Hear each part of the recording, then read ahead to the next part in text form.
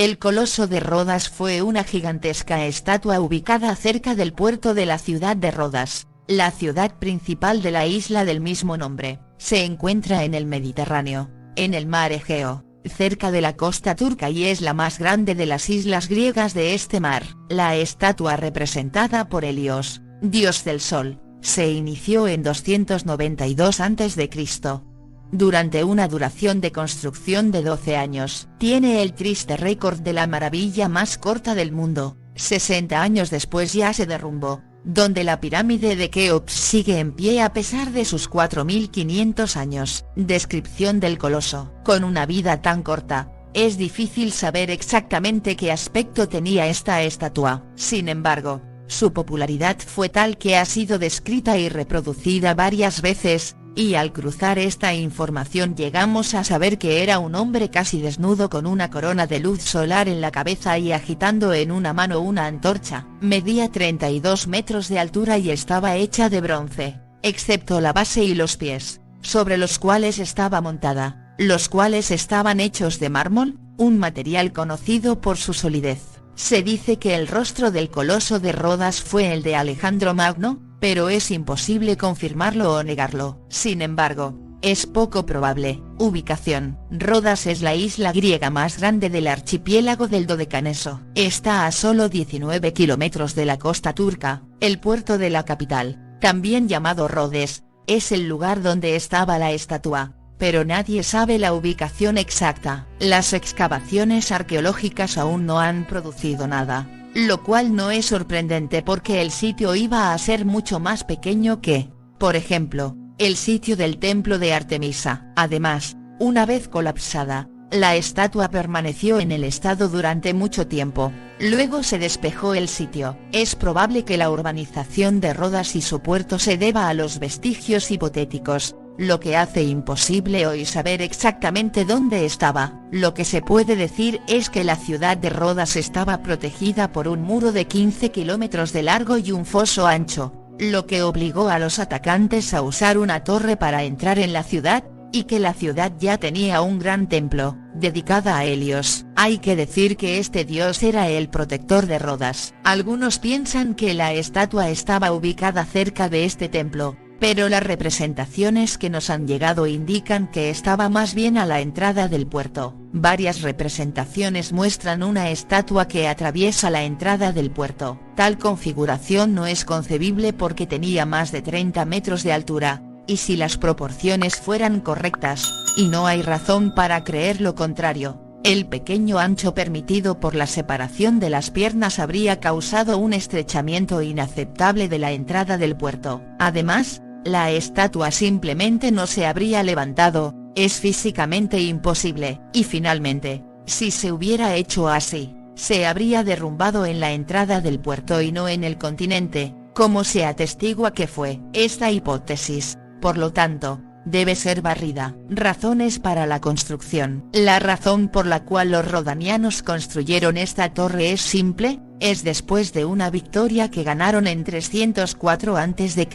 Ese año, la isla sobrevivió a un terrible asedio causado por Demetrios Poliorcete, uno de los generales de Alejandro Magno, que había recibido la orden de Antígona para convertirse en maestro del Mediterráneo y afirmar su dominio sobre las islas griegas. El asedio duró un año, entre el 305 y el 304 a.C., y fue retenido por Rhodes, lo que generó la satisfacción de los habitantes que vieron una voluntad divina, especialmente porque era el tercer asedio en solo 30 años. Para agradecer al dios protector Helios, decidieron construirle una estatua gigantesca, así de simple. Debe saberse que durante la antigüedad la isla de Rodas era famosa por sus estatuas, y según el autor romano Plinio, la capital se enorgullecía de tener 3000, a menudo en piedra, a veces en bronce, pero si la cantidad de las estatuas de la isla lo convirtieron en una característica,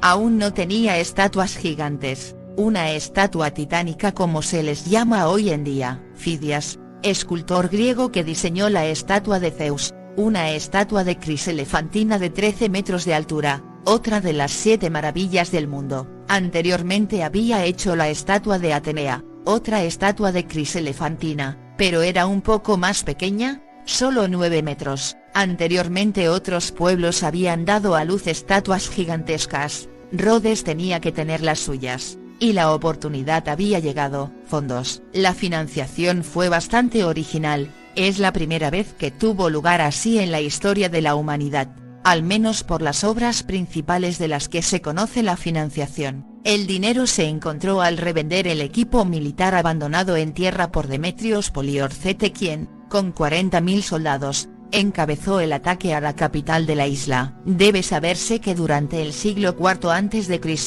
Rodas experimentó un importante auge económico. Se había aliado con el rey Ptolomeo Soter I de Egipto. En el 305 a.C., los antagónidos de Macedonia, que eran rivales de los tolemanos, atacaron la isla pero sin éxito. Es de esta batalla que se recuperó el equipo militar que se utilizó para financiar el coloso. No hay duda de que se debió encontrar otro financiamiento, pero no está claro cuánto fue o quién lo trajo. A menudo, en este caso, son las personas que abundan para construir el monumento lo que garantizará el aura de la ciudad. El escultor, Chares de Lindos. El escultor del Coloso de Rodas es bien conocido, es Chares de Lindos. Lindos es simplemente una de las 3 grandes ciudades de Rodas. Chares era adepto a un estilo realista, como lo era Fidias, el escultor de la estatua de Zeus. Este estilo es mucho más complejo de implementar porque requiere un gran dominio en la reproducción de un personaje. Este estilo magnifica el realismo de la estatua y traduce fuerza y movimiento. Su construcción. La construcción del Coloso de Rodas comenzó en 292 a.C.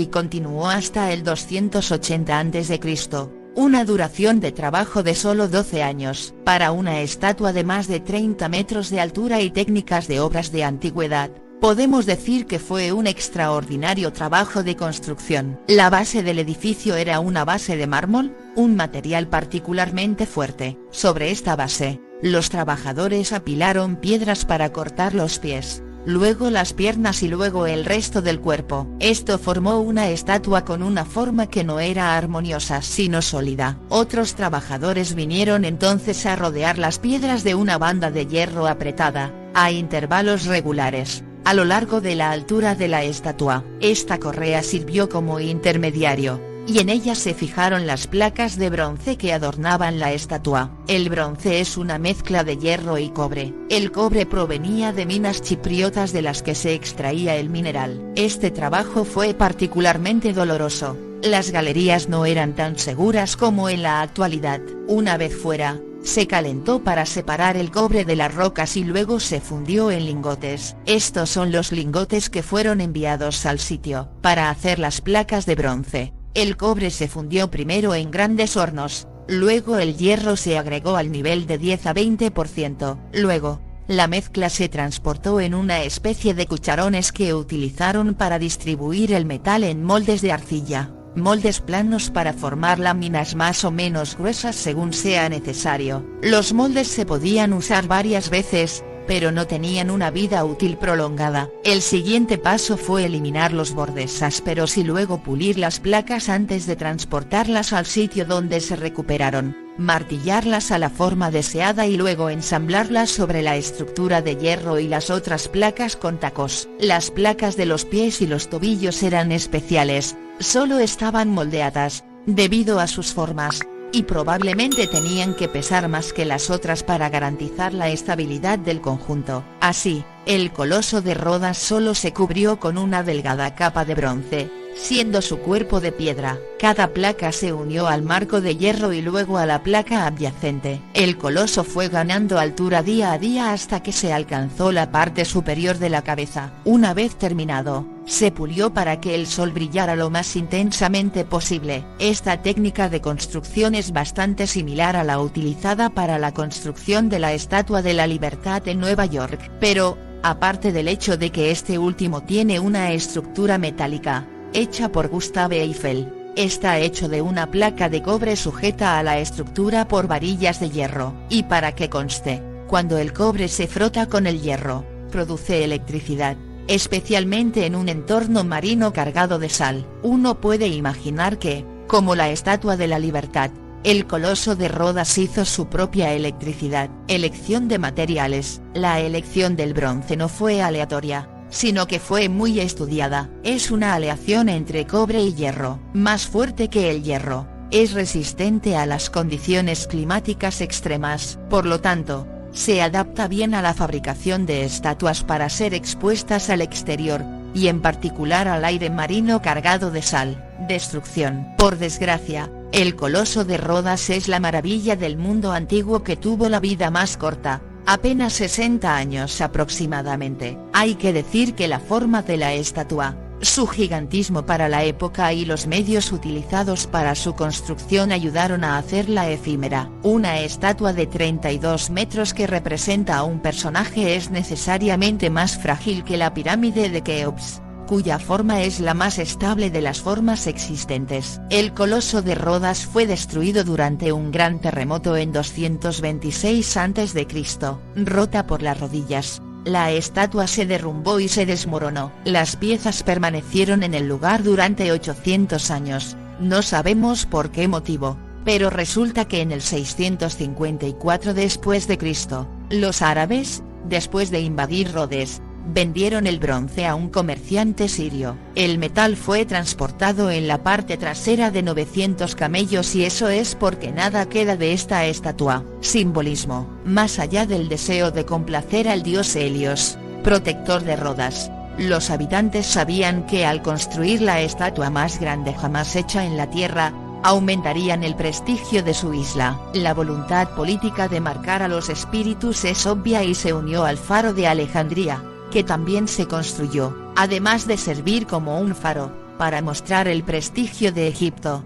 Hay que decir que el coloso de Rodas fue una de las principales inspiraciones de la Estatua de la Libertad.